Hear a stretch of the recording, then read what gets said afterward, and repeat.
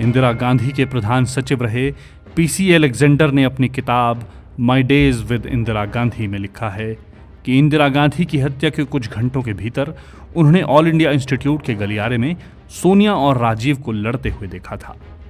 राजीव सोनिया को बता रहे थे कि पार्टी चाहती है कि मैं प्रधानमंत्री पद की शपथ लूं। सोनिया ने कहा, हरगिज नहीं, वो तुम्हें भी मार डालेंगे। राजीव का जवाब था, मेरे पास कोई विकल्प नहीं है, मैं वैसे भी मारा जाऊंगा। 7 वर्ष बाद राजीव के बोले वो शब्द सही साबित हुए।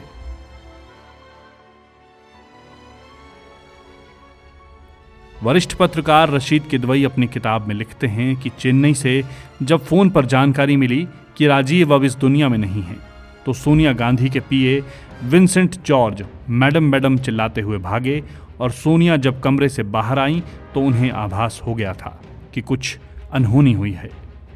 जॉर्ज ने कांपती हुई आवाज में कहा, मैडम, चेन्नई में बम हमला हुआ है। सोनिया ने उनकी आंखों में देखते हुए पूछा, इज ही अलाइव?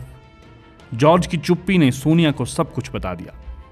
रशीद बताते हैं, इसके बाद सोनिया पर बदहवासी का दौरा पड़ा और 10 जनपद की दीवारों ने पहली बार सोनिया को चीख कर विलाप करते सुना।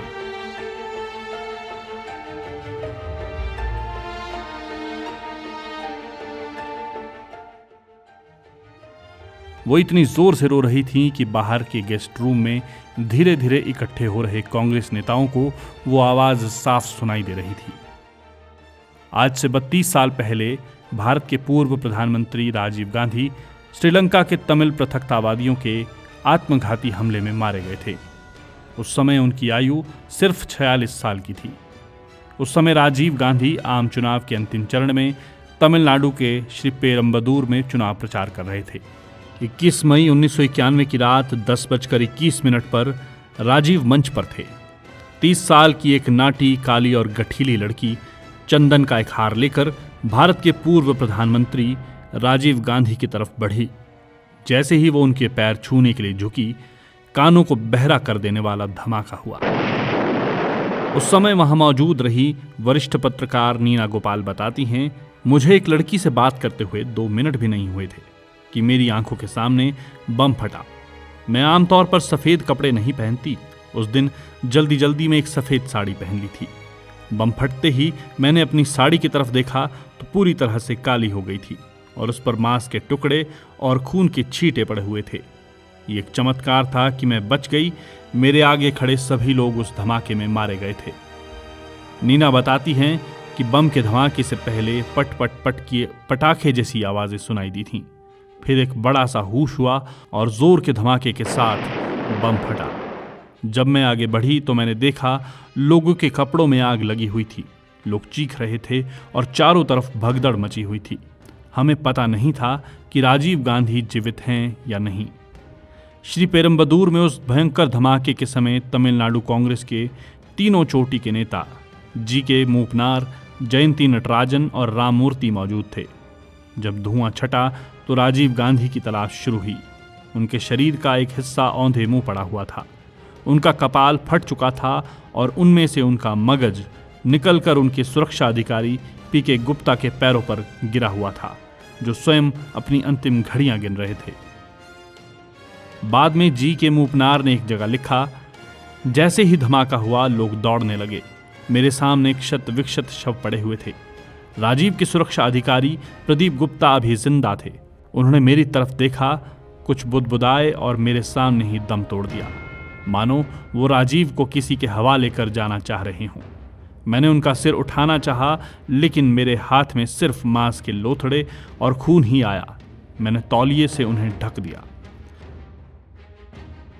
बाद में इस केस की जांच के लिए सीआरपीएफ के आईजी डॉक्टर डी.आर. कार्तिकेयन के नेतृत्व में एक विशेष जांच दल का गठन किया गया। कुछ ही महीनों में इस हत्या के आरोप में एलटीटीई के 7 सदस्यों को गिरफ्तार किया गया। मुख्य अभियुक्त शिवरासन और उसके साथियों ने गिरफ्तार होने से पहले ही साइनाइड खा लिया था। साल 2022 में सुप्रीम कोर्ट ने राजीव गांधी की हत्या मामले में उम्र कैद की सजा काट रहे 6 कैदियों को जेल से रिहा किया। शीर्ष अदालत ने नलिनी और आरपी रविचंद्रन समेत सभी दोषियों की रिहाई का आदेश दे दिया। कोर्ट का आदेश आने के 1 घंटे के बाद ही उम्र कैद की सजा काट रहे सभी दोषियों को रिहा किया गया।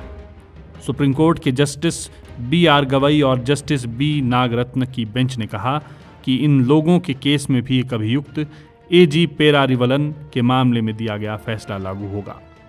18 मई 2022 को कोर्ट ने संविधान के अनुच्छेद 142 में दिए गए असाधारण शक्तियों का हवाला देकर पेरारिवलन को रिहा कर दिया था। पेरारिवलन राजीव गांधी हत्याकांड में 30 साल उम्र कैद की सजा काट चुके थे, जबकि श्रीहरन, रविचंद्रन, संथन, मुरुगन, A.G. पेरारिवलन और रॉबर्ट पायस और जय कुमार को उम्र कैद की सजा दी गई थी और ये 23 साल जेल में बिता चुके थे। राजीव गांधी हत्याकांड में जब नलिनी को गिरफ्तार किया गया था तब वो गर्भवती थीं। उनकी प्रेगनेंसी को 2 महीने हो गए थे। नलिनी श्रीहरन को आत्मघाती दस्ते का सदस्य होने का दोषी पाया गया था। नलिनी को पहले 3 अन्य दोषियों के साथ मौत की सजा सुनाई गई थी, लेकिन सोनिया गांधी की अपील के बाद नलिनी की सजा को घटाकर उम्र कैद में तब्दील कर दिया गया था। सोनिया ने कहा था कि नलिनी की गलती की सजा एक मासूम बच्चे को कैसे मिल सकती है जो अब तक इस दुनिया में आया भी नहीं है।